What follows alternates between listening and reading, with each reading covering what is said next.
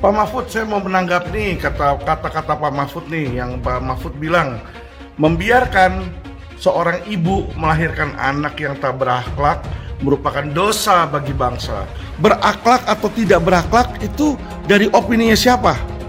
Mohon maaf, kalau saya merasa Pak Mahfud tidak berakhlak karena berbicara seperti itu, apakah berarti Pak Mahfud berdosa kepada negara? Cikal bakal Bapak itu, isi dalam Bapak itu udah kelihatan sekarang gitu loh. Dari awal saya sudah tahu, tapi masyarakat belum tahu Pak Mahfud. Selalu bilang, oh itu mah receh, bukan ini receh, ya kan? Anda yang lebih receh Pak, Anda coba Pak introspeksi, Anda baca komentar-komentar masyarakat Pak. Anda yang receh dan Anda yang tidak berakhlak, Anda bisa jadi cawapres ya sekarang ini. Karena apa? Ya karena mungkin Anda pintar menjilat. Ya toh, kalau Anda tidak pintar menjilat ya mana mungkin Anda seperti itu. Buktinya apa? Ketika Anda butuh Jokowi, Anda dijadikan Menko Polhukam, saya lihat kok kata-kata Anda selalu memuji Jokowi di situ. Ya kan, sekarang ketika Anda diambil PDIP untuk jadi cawapres, wow, Anda memuji-muji, menjunjung tinggi PDIP di situ ya. Itu bagi saya ya, dalamnya Pak Mahfud itu udah kelihatan, tapi masyarakat sekarang mulai melihat bagaimana dalamnya Pak Mahfud. Lu nggak akan bisa jadi cawapres. Pernyataan dari Menko Polhukam yang menyatakan membiarkan mak-mak, ibu-ibu melahirkan anak yang tidak berakhlak adalah dosa besar bagi bangsa ini. Ingat, ibu-ibu dan mak-mak, dan itu pernyataan diutarakan nggak lama sesudah debat dengan cawapres. Coba kita renungkan, maksudnya siapa itu ibu-ibu? Ya, maksudnya siapa ibu? Maksudnya siapa itu anak yang tidak berakhlak? Saya kira semua tahu siapa yang dimaksudkan dengan anak yang tidak berakhlak. Dan kita udah tahu kalau memang anak itu yang disebutkan adalah anak tidak berakhlak, berarti ibunya adalah yang itu, Pak Jokowi. Aduh, kenapa sampai hari ini belum diganti Menko Polhukam? Dia kan yang nunjuk Bapak. Kok pernyataan Anda seperti itu ditujukan kepada siapa, Pak? Kalau itu dinyatakan kepada keluarga saya akan lapor, saya akan ambil tindakan hukum. Ayo Pak Jokowi kita bertindak. Membiarkan emak-emak dan ibu-ibu untuk melahirkan anak-anak yang tidak berakhlak itu adalah satu dosa besar kepada bangsa ini. Wah, Prof, ternyata ngambeknya lama juga ya. Saya nggak menyangkal kalau misalnya buntut daripada sebuah pertanyaan bagaimana cara mengatasi greenflation akan menjadi sepanjang ini. Ketika ya Prof, ada seseorang yang menggaung-gaungkan etika tetapi dirinya sendiri tidak beretika, Prof, maka saya pernah menyampaikan opini saya bahwa etika itu hanya akan menjadi omong kosong saja, hanya sebuah kata-kata yang dibicarakan tanpa ada artinya. Dan ketika profesor menyangkut pautkan bahwa seorang ibu yang melahirkan anak yang tidak berakhlak dan tidak beretika itu memiliki dosa besar, ini sudah terlalu jauh, Prof. Yang disoroti terhadap Gibran dari kedua pasangan lainnya adalah soal etika, ya lagi-lagi etika, soal Gibran yang dianggap tidak sopan, ya. Jadi orang-orang ini lupa apa yang sudah mereka katakan, apa yang mereka sudah lakukan pada debat sebelumnya. Mas Anies nggak layak bicara soal Mas Gibran tidak punya adab, tidak punya etika ketika debat kemarin, karena Mas Anies juga melakukan hal yang kira-kira jauh lebih parah daripada itu. Kenapa kalian marah-marah terhadap apa yang dilakukan oleh Gibran kemarin? Gibran hadir memberikan kaca sama kalian. Anak sekecil itu berkelahi dengan Mahfud. Yang dulu-dulu Pak Prabowo diajar dua orang, tidak ada yang ngomong etika.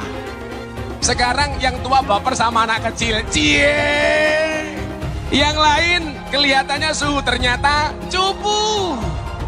Mas Gibran kelihatannya cupu, ternyata suhu. Coba tadi sore saya ketemu Mas Gibran di Kendal. Gak apa-apa, Gus, saya dihina. Gak apa-apa. Dulu Bung Karno mengatakan berikan kepadaku 10 pemuda akan aku guncang dunia. Sekarang baru 1 pemuda dari Solo sudah terguncang. Nyatanya dari debat pertama hingga saat ini survei Pak Prabowo dan Mas Gibran konsisten naik dan hari ini berada di angka 48,5%. Artinya apa?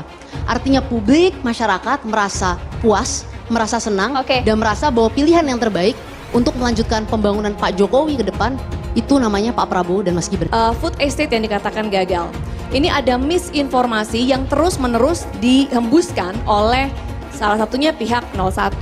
Tolonglah kalau tidak punya data yang pasti, janganlah memperkeruh begitu. Jadi jangan memberikan informasi yang salah, karena informasi yang salah yang dilepaskan dengan sengaja adalah fitnah. Mari kita sorot sikap Gibran pasca debat dengan rendah hati. Dia tidak hanya sekali, tapi 2 kali meminta maaf dan bahkan sampai mencium tangan sebagai tanda hormat. Ini bukan hanya soal etiket, tetapi juga sebuah langkah gentleman yang langka di dunia politik kita. Gibran menunjukkan bahwa di balik gaya ekspresifnya, dia punya hati besar untuk mengakui kesalahan dan belajar dari situ. Gaya bicaranya yang langsung dan ekspresif tipikal anak muda ternyata membawa angin segar di panggung debat politik. Namun, siapa sangka ekspresinya yang begitu berapi-api ternyata bisa menimbulkan salah paham, bahkan mungkin menyinggung beberapa pihak. Muda dan emosi adalah sifat manusia, tapi kebesaran hati untuk meminta maaf adalah nilai-nilai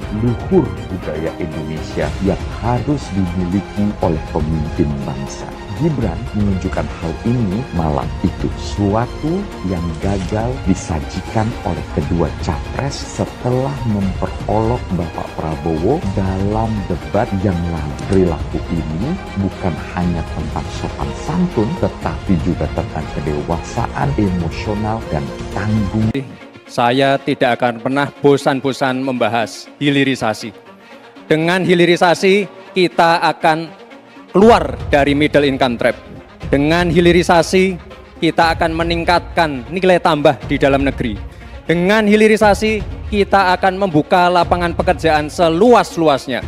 Semua masalah ini adalah tantangan zaman now, membutuhkan solusi zaman now. Terima kasih Prof. Mahfud, Gus Muhaimin. Semoga debat malam ini memberikan gambaran tentang kemana arah bangsa ini akan melangkah.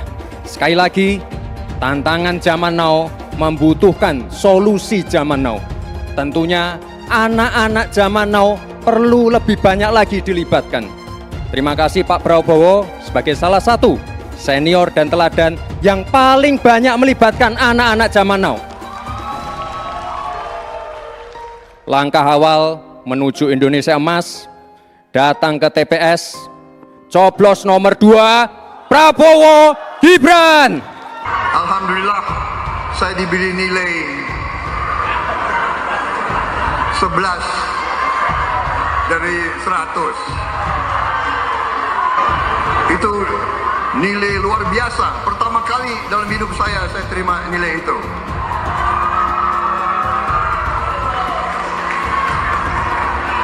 Dari orang yang saya beri kebaikan. Sekjen PDI Perjuangan Hasto Kristianto menyatakan kubu Ganjar sudah mulai menjajaki kemungkinan koalisi dengan Anies Baswedan di Pilpres 2024. Ia juga mengaku sudah berkomunikasi dengan Yusuf Kala. Kalau gitu, mungkin nggak kubu Ganjar bersatu dengan kubu Anies untuk mengalahkan Prabowo? Ya tentu saja mungkin. Saat ini suara Prabowo memang jauh di atas kedua lawannya. Tapi kalau pemilu berlangsung 2 putaran, selalu terbuka kemungkinan keduanya bersatu untuk menyingkirkan Prabowo. Tapi masalahnya, ini juga bukan pekerjaan yang mudah. Demi kekuasaan, para ketua umum dan pimpinan mungkin saja memutuskan bersatu, dan komposisi capres-cawapres akan ditentukan perolehan suara di putaran pertama. Tapi, keputusan elit ini sangat bisa dibongkar oleh penolakan di level akar rumput. Kaum elit partai bahkan bisa dituduh sebagai pengkhianat. Hubungan pemilih PDIP dengan pemilih PKS atau dengan kubu 212, Rizik, FPI, bukanlah sesuatu yang bersifat harmonis untuk jangka waktu yang lama. Bahkan di dalamnya ada muatan kebencian. Anies, Caimin, Ganjar, Mahfud, udah deh kalau mau kampanye, kampanye aja, gak usah pakai nyindir. Bagian tugas kalian itu kampanye untuk mencari simpati masyarakat supaya kalian dicoblos. Gak usah pakai nyinyir karena kalian bukan akun gosip. disampaikan oleh Mas Anies, sebagian besar yang disampaikan oleh Pak Ganjar itu kebohongan, itu fitnah. Saya lanjut ke Pak Anies dan ini paling banyak bohongnya, ya, paling banyak bohongnya. Ini bengis sekali ini pernyataan, bengis dan jahat, hanya untuk tujuan menjatuhkan Pak Prabowo, kemudian menggunakan data palsu dan bohong. Dan publik itu sudah mendengarkan pernyataan bohong itu. Dan sebagian publik itu sudah mengkonsumsi pernyataan bohong itu. Dan itu berbahaya. Itu pernyataan bohong yang luar biasa. Kinerja Kementerian Pertahanan. Pertanyaannya sekarang terkait dengan pertahanan, berapa skor yang Bapak berikan atas kinerja Kementerian Pertahanan yang dipimpin oleh Bapak Prabowo? Silakan Pak Ganjar. 5 juga. Skornya justru di bawah 5 Mas Ganjar. Kalau 5 itu ketinggian Pak Ganjar. Terima kasih Pak Ganjar. Anies gak usah takut. Disebut aja angkanya berapa gitu loh. Kayak saya gitu loh. Jangan di bawah 5, sebut aja berapa. 11 Mas, dari 100. Jangan hutang itu digunakan untuk kegiatan yang non-produktif. Misalnya, hutang dipakai untuk membeli alutsista bekas oleh Kementerian Pertahanan. Itu bukan sesuatu yang tepat. Justru kita harus sebaliknya yang kita kerjakan. Pak Anies, saya kira Pak Anies perlu belajar ekonomi lagi, ya kan? Karena beberapa hari yang lalu calon wakil presiden Bapak menyampaikan negara kita tidak dalam keadaan perang, sehingga untuk apa kita harus beli alat-alat perang. Tapi hari ini Bapak mengatakan Bapak setuju. Ya, sekali lagi data-data yang Bapak pegang adalah keliru, dan juga Pak Ganjar tadi juga banyak kelirunya. Saya sangat transparan, dan semua partai yang mengusung Bapak, Profesor Anies, mendukung APBN, berarti mendukung program saya, termasuk PDIP. Ini bukan soal pribadi, ini soal negara, ini soal policy. Penjelasannya ya di tempat ini, bukan di ruang-ruang tertutup yang tidak diketahui oleh publik. Justru kalau Bapak ketahui datanya salah, tunjukkan di tempat ini sehingga publik bisa mengetahui, bukan dalam pertemuan-pertemuan lain yang tidak jelas. Pak Anies,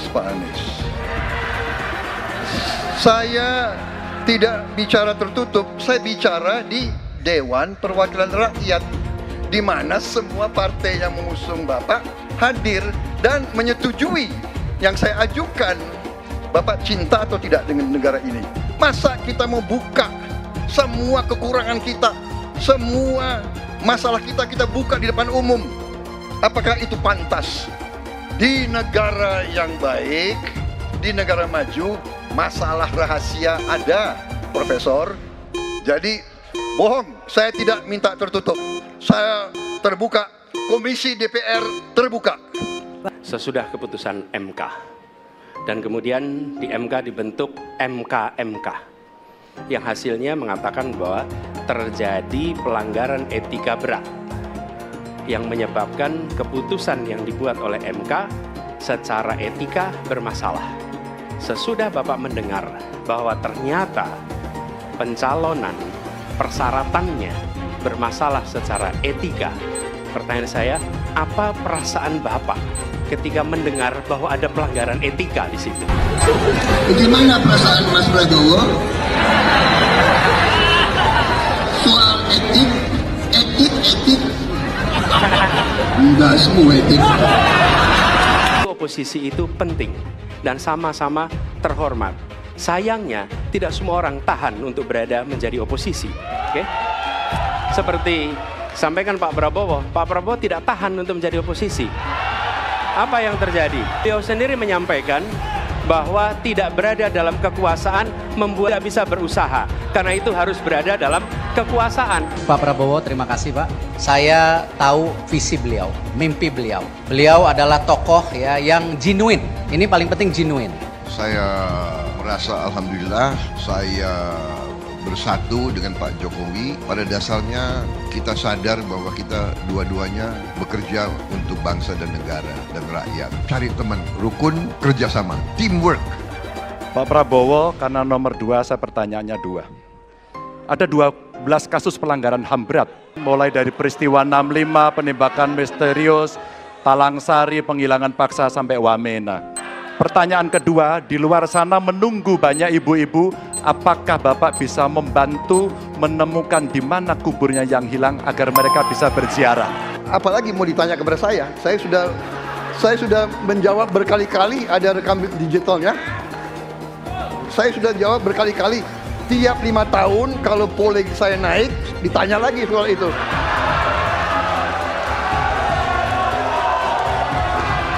Ya, membela saya, saudara sekalian.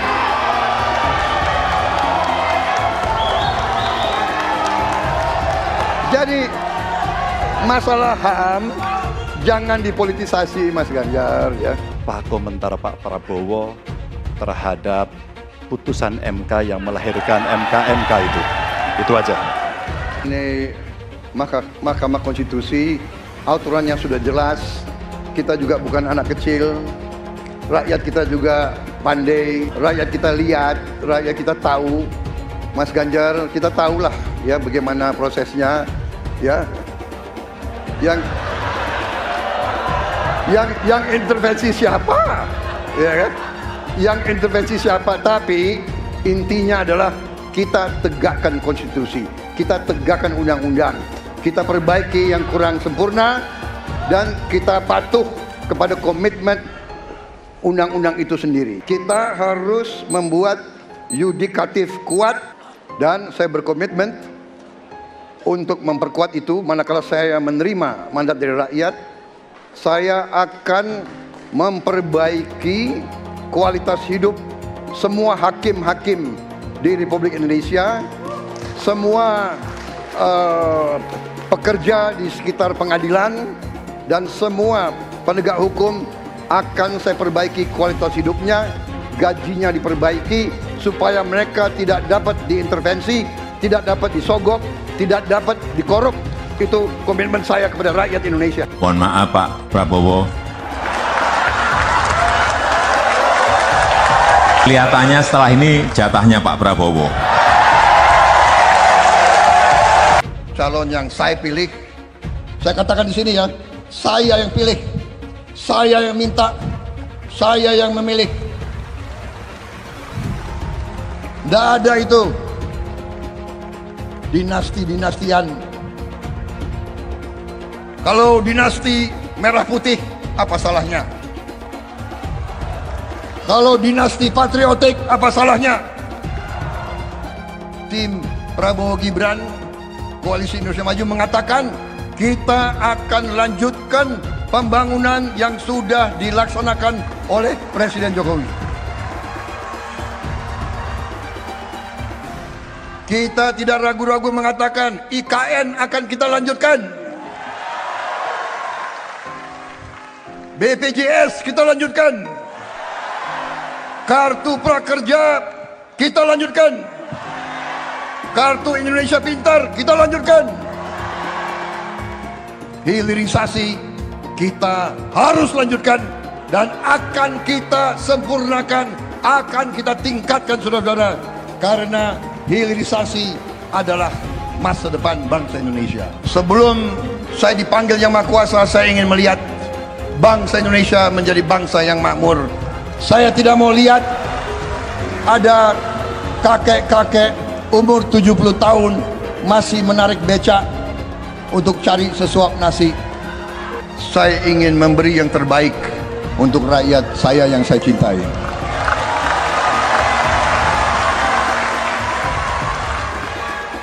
Saya selalu menggaungkan yang namanya narasi keberlanjutan, narasi penyempurnaan. Jadi nggak ada yang namanya arah baru atau perubahan. Kalau surveinya bagus, kita kerja keras lagi biar bisa satu putaran. Kenapa kita membutuhkan pemimpin yang namanya Pak Prabowo Subianto dan Gibran Raka Buming Raka? Saudara-saudara semua, Indonesia adalah negara besar. Tidak bisa dipimpin oleh orang-orang yang baru berpikir mau coba-coba nanti akan. Pak Prabowo adalah figur yang sangat luar biasa syarat dengan pengalaman. Beliau adalah mantan jenderal, mantan komandan Kopassus, Pangkostrat, dan sekarang jadi Menhan yang disegani di dunia internasional. Mas Gibran adalah anak muda yang visioner, yang berangkat dari UMKM, yang sekarang menjadi wali kota sukses memimpin Kota Solo. Kalau ada capres-capres atau cawapres yang menyinggung kita, jangan kita tanggapi berserius terlalu. Kita happy aja, kita santai saja. Biasanya kalau yang sudah mau kalah itu panik dan bawaannya marah-marah saja. Itu biasanya marah-marah saja terus. Dan kalau yang menang itu biasanya senyum-senyum saja. Dan insya Allah saya yakinkan Prabowo Gibran insya Allah akan memenangkan pertarungan Pilpres pada 2024 tanggal 14 Februari. Setuju? Pak Prabowo maju jadi presiden, partainya sendiri, tidak ada yang mengendalikan. Nah, biayanya saya yakin dia punya uang. Kepentingan pribadinya nggak ada. Anaknya cuma satu. Sudah mandiri itu menjadi desain interiornya BMW. Gak ikut politik, jauh dari politik, ya kan? Kepentingannya apa? Hanya kepentingan ingin mewakafkan diri bagi bangsa. Artinya dalam diri Prabowo hanya ada Prabowo Subianto, nggak ada yang lain. Saya mensyukuri kenapa kalah, kenapa ditahan. Saya bersyukur atas itu semua. Saya coba bayangkan ya, kalau seandainya waktu itu kita menang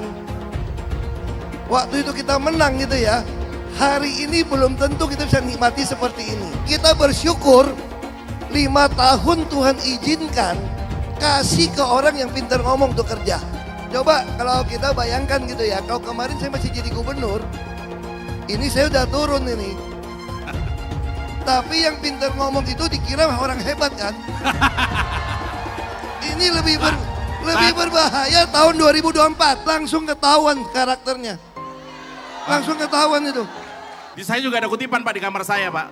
Tulisannya, Jakarta telah mengambil keputusan yang fatal. Jangan hanya konsentrasi pada pembangunan benda-benda mati yang indah difoto dan bisa ditunjukkan dalam 5 tahun hasilnya. Kalau kita mau menilai sebuah janji, maka lihat janjinya atau lihat kenyataannya.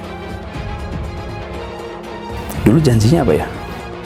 Dan ini aneh, betul-betul aneh. Ini bukan kampanye, tapi saya sampaikan di sini.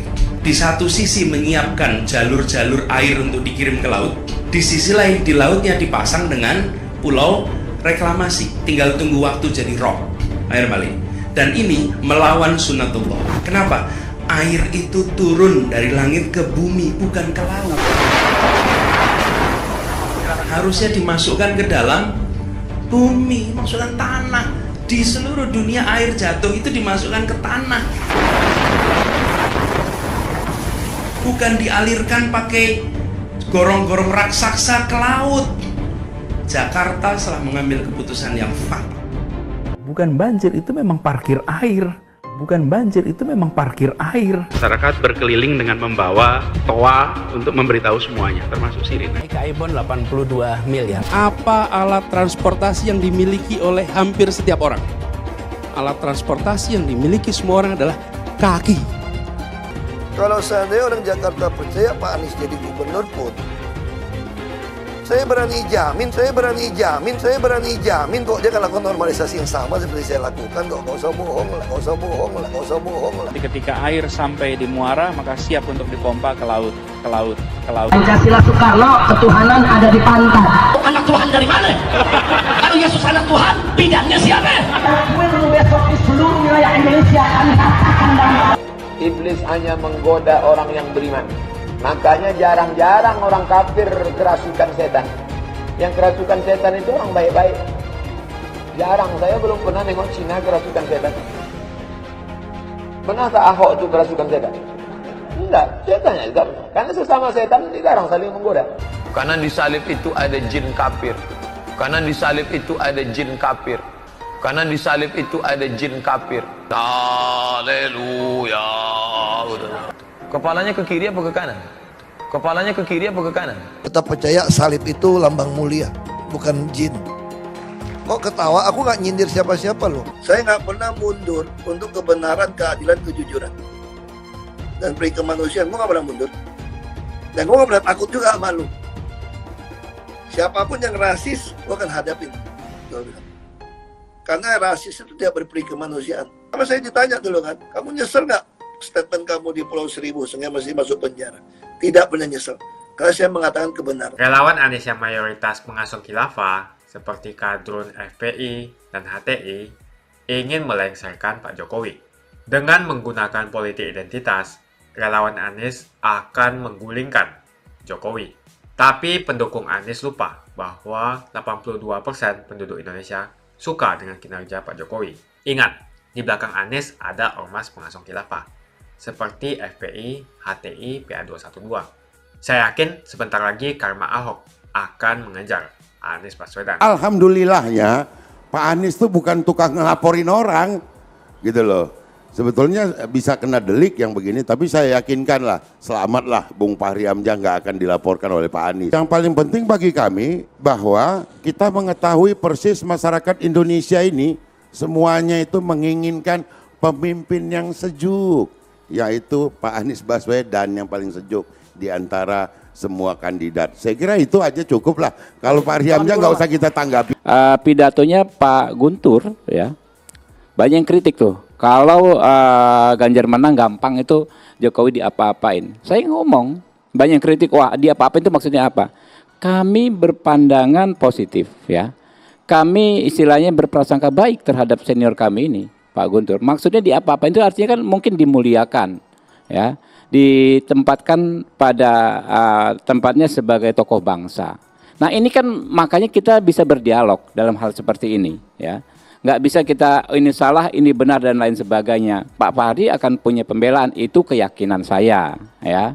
Kalau ada proses yang kemarin misalnya tertahan karena kan berdasarkan kebijakan penegak hukum terhadap para calon termasuk para caleg itu dihentikan. Ya, orang yang sudah diperiksa ya dihentikan ketika dapat status sebagai caleg atau capres atau cawapres. Itu keyakinan dia. Nanti diajak aja berdiskusi. Bahan Anda apa? Kok Anda bisa yakin itu? Gitu loh. Yang nggak sepakat gitu. Kalau saya sih kurang tertarik membahas seperti itu. Saya tanya langsung ke beliau. Di diskusi itu para audiens bertanya, ini apa yang paling bersih, yang tidak korupsi dari capres-capres ini siapa?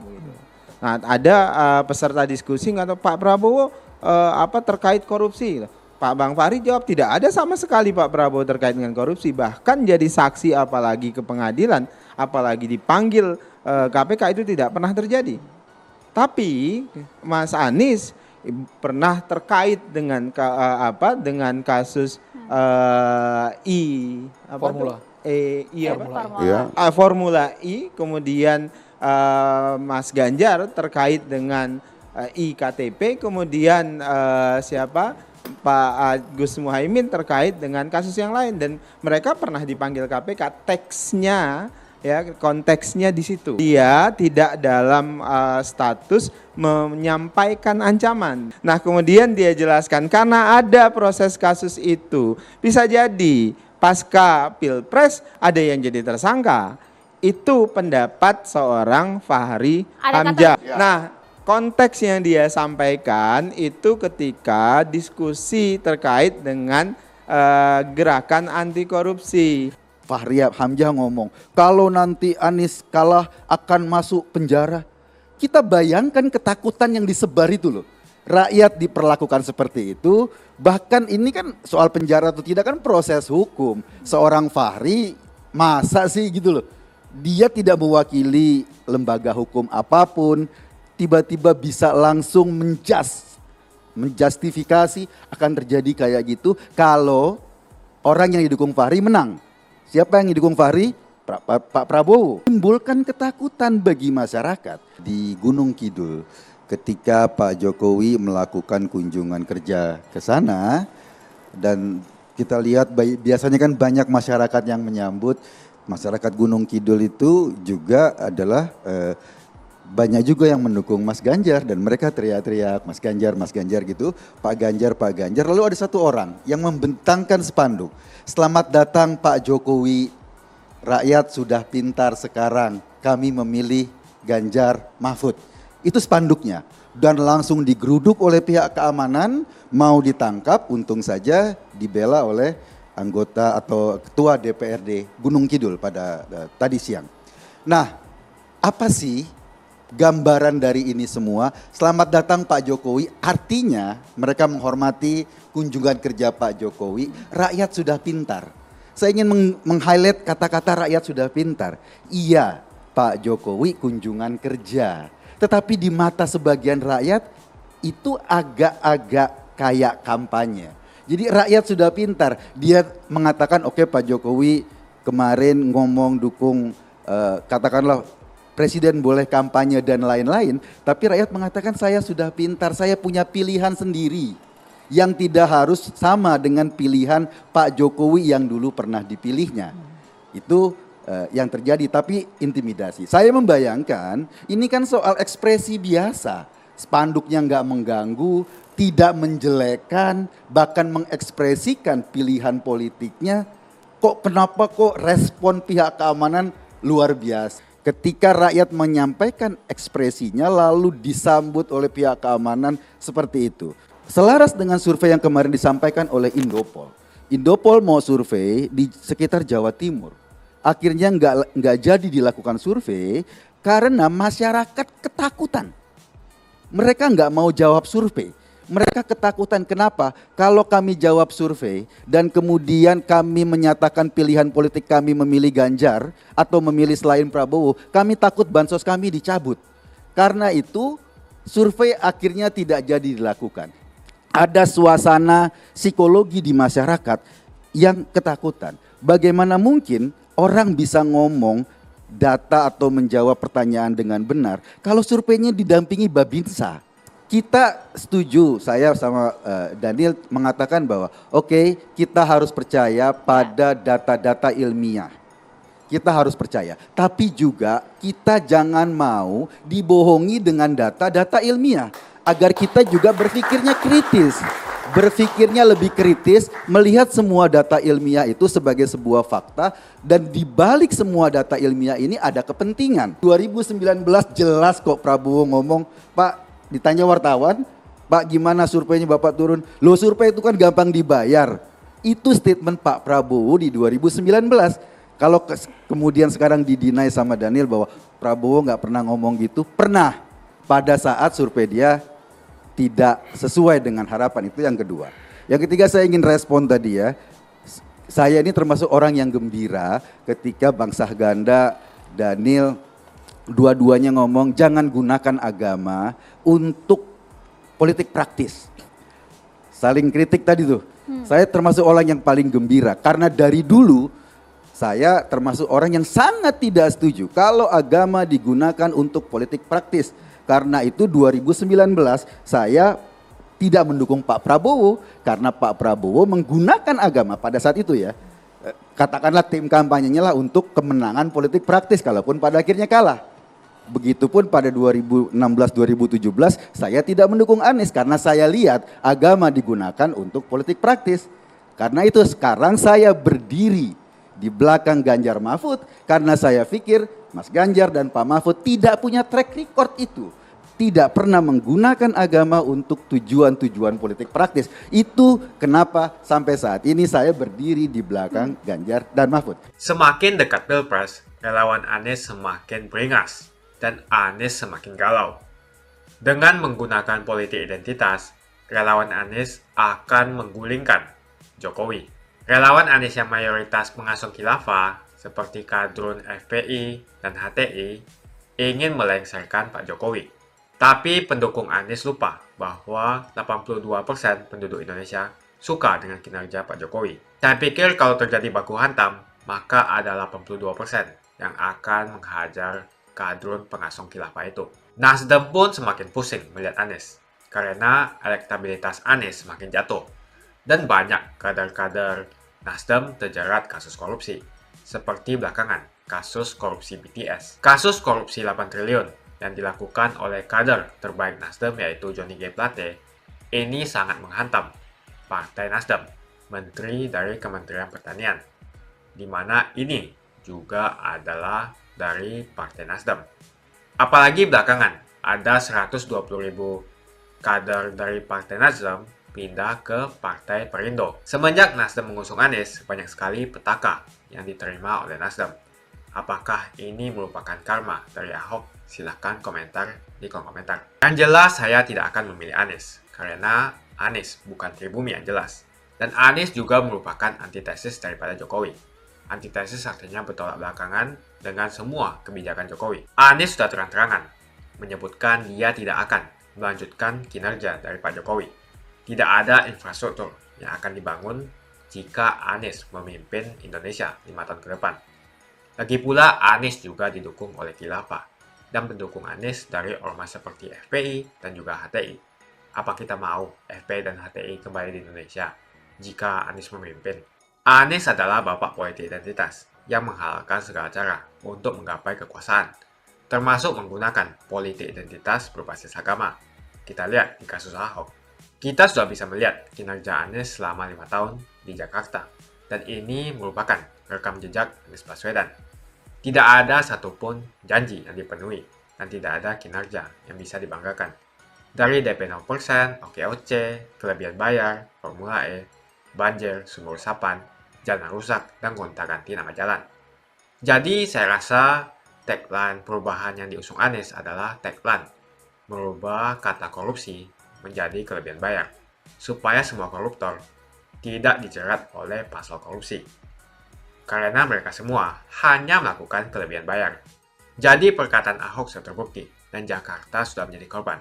Jangan biarkan Indonesia menjadi korban kibulan Anies Baswedan. Suara minoritas jangan lagi merasa takut untuk memilih pemimpin yang membela hak minoritas. Karena Anies jelas hanya memanfaatkan suara minoritas untuk mendapatkan suara. Ingat, di belakang Anies ada ormas pengasong khilafah, seperti FPI, HTI, PA212. Saya yakin sebentar lagi karma Ahok akan mengejar Anies Baswedan. Begitu saja opini saya hari ini. Tuliskan opini kalian tentang Anies Baswedan di kolom komentar. Dan juga tuliskan pendapat kalian tentang people power oleh relawan Anies untuk melengsarkan Pak Jokowi. Tuliskan pendapat kalian. Jika kalian siap untuk melawan people power yang digaungkan oleh relawan Anies, ayo tuliskan lawan people power di kolom komentar. Pastikan Anda semua like video ini dan bagikan video ini ke teman dan family Anda supaya mereka semua mengetahui tentang informasi ini. Tekan tombol subscribe dan bunyikan lonceng notifikasi supaya kamu tidak ketinggalan